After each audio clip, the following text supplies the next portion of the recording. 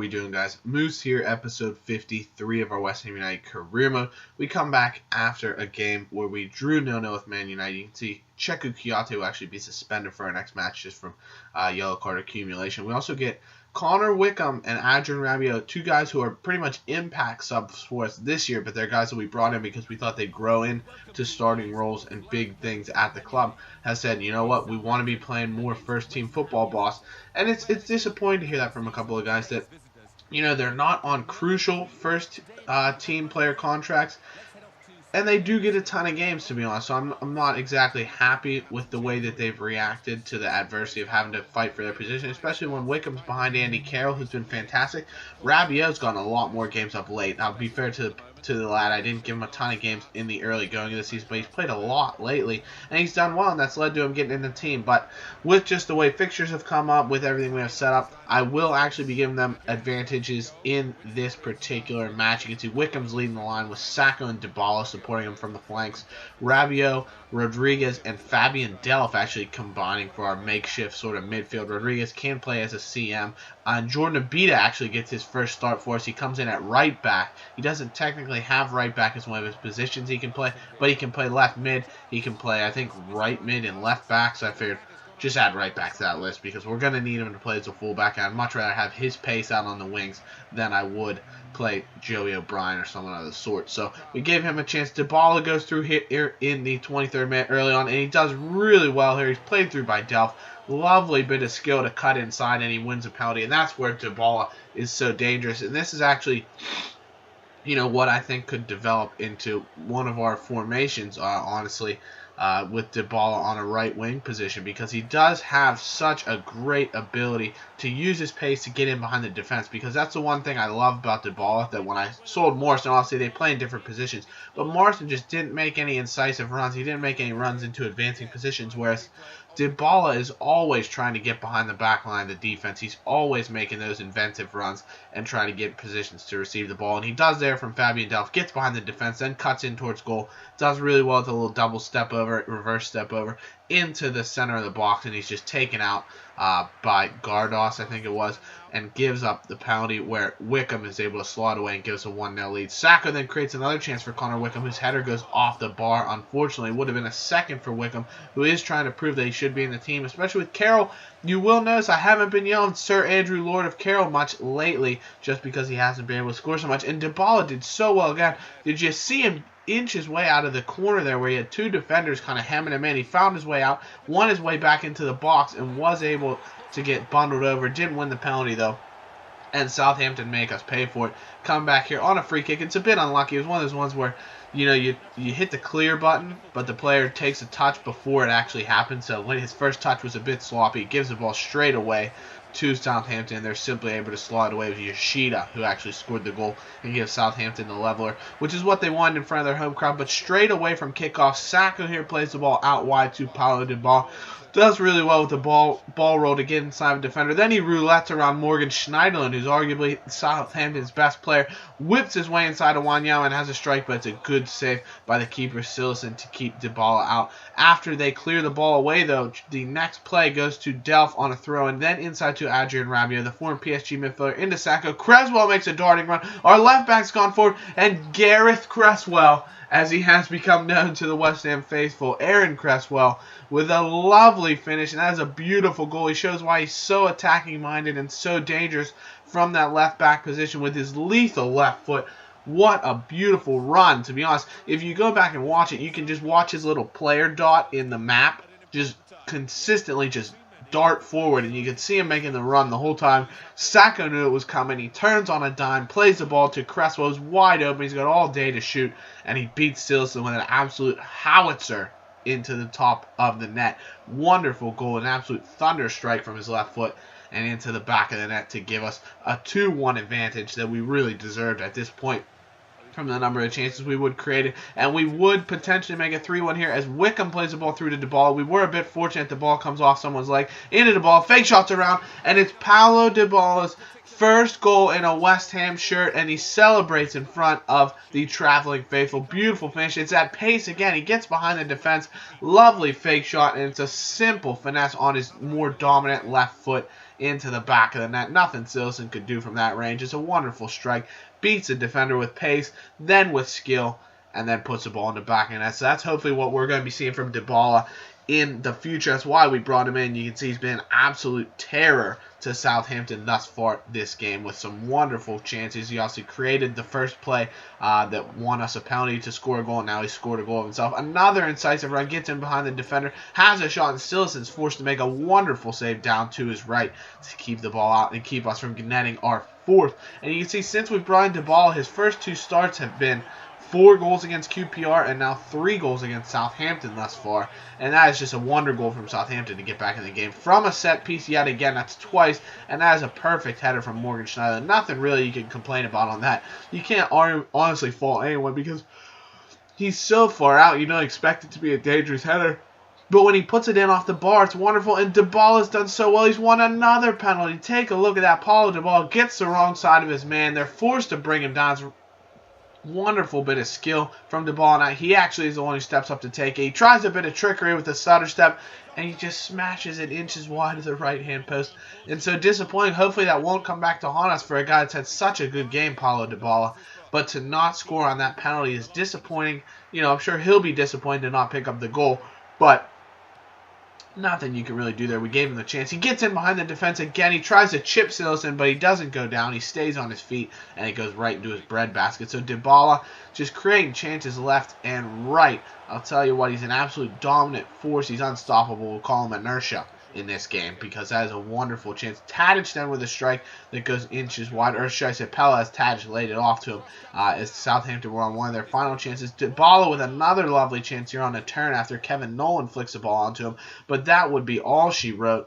Full time, and we do escape and hang on for a 3-2 victory, though you have to say it was completely deserved. We should be getting 3 points, which we do. After 10 shots, 7 on target to Southampton's 3 on target. We dominate possession with 54%, and my man of the match, as was FIFA's, was Paulo Dybala. Fabian Delph gets 2 points for me, with Connor Wickham being our 3rd star in this game, getting 1 point. I thought he was fantastic. So that will be it for that game. We then come into, obviously you saw in the last episode, Tom Thomas, our backup goalkeeper, our scout. He wasn't actually scouted future, sorry. He was scouted by our youth scout and brought in. And he actually has the special potential, which means going to be special, so he could potentially get up into the 90s in rating-wise, so it should be fantastic. So we're going to hold on to him as long as we can. He asked for a raise. He only wants a raise up to $3,000 a week, which is no problem. We'll absolutely give that to the 17-year-old who's our backup goalkeeper. I mean, he gets a ton of games. Not a ton, obviously, but he gets enough games that $3,000 a week for a backup goalkeeper is a great deal. And with that, we come up against Genk here in our first leg of our round of 32 Europa League knockout tie. So a huge game for us. We do get a bit of a fortunate draw with Genk, who is someone that I think we should have no trouble beating, just because we are much better side than them, to be honest. And we did finish first in our group, which allowed us to come out and get a weaker team in the draw. And this is what I was talking about when I said our potential line. You can see that's arguably what our potential line could be. A 4-3-3 with Caroline in the line, Dybala and Oxlade-Chamberlain on the wings. Downing right now is in the cam position with Noble and Delph alongside him. Then Cresswell, Reed, and Kulu, and Carl Jenkinson across the back line, Adrian in goal. I think next year, that's arguably our starting 11, besides bringing in Pastore for Noble in that starting CM position, and then Grenier in for Downing in that cam role. But other than that, that's our position, because we're going to have Oxlade-Chamberlain making runs in behind on the left side, Dybala doing the same on the right side, Andy Carroll available in the middle as both a link-up man, target man, as well as someone that we can cross the ball into the flanks from. And, I think that'll be very dangerous. You'll have Grenier creating the ball in cam because he's very technically adept. Pastore, who can get forward from CM because he is very, very good technically, while he's still sound in many areas of his game, will be a solid box-to-box guy for us. Whereas Fabian Delph, who can play as a box-to-box guy, I think will turn into more of our holding midfielder. So it does give us a lot of options in terms of the defense. And we'll have guys like Rabiot, Kiyate, Noble on the bench, Sacco, Wickham, Valencia. We'll have so many options. I think the depth of this squad is just absolutely building up and giving us plenty of opportunities here. But Oxlade-Chamberlain, what I'm talking about, lays it into Fabian Delph, turns inside, his shot is blocked, falls away only as far as Stuart Downing, and from 16 yards, you got to be putting it on target there, Stuart. doesn't get it on frame, and unfortunately it remains 0-0. And we are away from home, so obviously an away goal would be huge for us. But other than that, I think it would be a simple game for us at Genk, and we're really going to focus on the home leg, especially with the way our fixtures are set up. But Paulo Dybala comes through, and what an absolute rocket from the Argentinian striker. It's a beautiful goal from the former Palermo man. Unbelievable. You can see lovely link-up play with Carroll, who does his hold-up, lays it off to Dybala.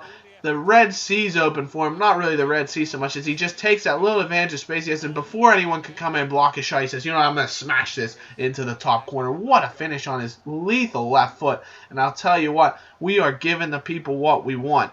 Obviously, West Ham has been noted for, adversity to 19th century football, as you put it, in terms of not being in favor of lumping the ball forward, and they want to play intricate, beautiful football regardless of the results, to be honest. That's why Sam Allardyce in real life has gotten so much stick, even though he has played advanced football some of the time, we'll have to say, but he's done really well, and that's what we're trying to accomplish here, is playing beautiful football. Lovely link-up play. You can see Paulo Dybala with another finish as Andy Carroll plays him through. It's a beautiful run from the wing, just like I said we would be doing in this 4-3-3 line. Look at him. He just gets inside his defender, has that lovely bit of pace and acceleration that allows him to just speed burst past his man, and he slots it right underneath the onrushing goalkeeper to give us a 2-0 advantage. So fantastic goal from Dybala, and really showing how lethal he is from a position where we can get him on his favored left foot. Oxlade-Chamberlain then, beautiful little body fake step over to get inside his man. Another little try as he tries to skill the goaltender, but unfortunately he was defended very well. And another shot with him from range is stopped by the goalkeeper Bizot.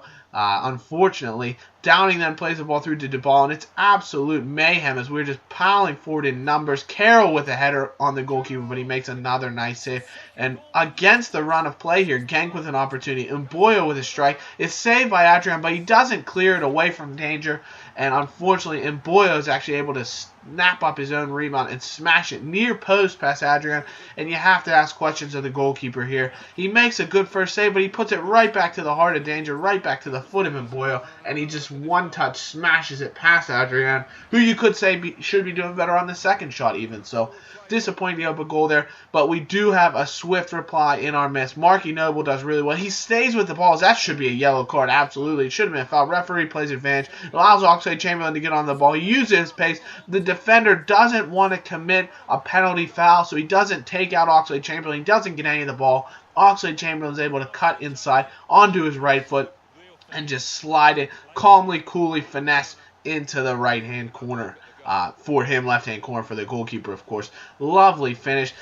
Beautiful goal, and it does restore our 2-goal advantage. Gives us 3 away goals and puts us in a very, very dominant position heading into the away leg, which is scheduled for a week from today, though we do have Chelsea in the FA Cup round of 16 on the Sunday prior to that, so we will have to adjust for that. We'll probably be playing a bit of our substitutes, rotational players against Chelsea, just to see how they do, number one, and because it is the round of 16 FA Cup, and we do want to be progressing here in the in the Europa League, while still focused on the Premier League. So we have a lot of competitions that we're still trying to focus on, and that will affect our team selection as we go. But Genk do draw one back here, their second goal to make it 3-2 yet again. So it's just goals, and that is a lovely goal from Gorius, I think his name is, and that's perfect. Top left-hand corner, off the bar and in. Adrian had absolutely no chance with a wonderful free kick like that.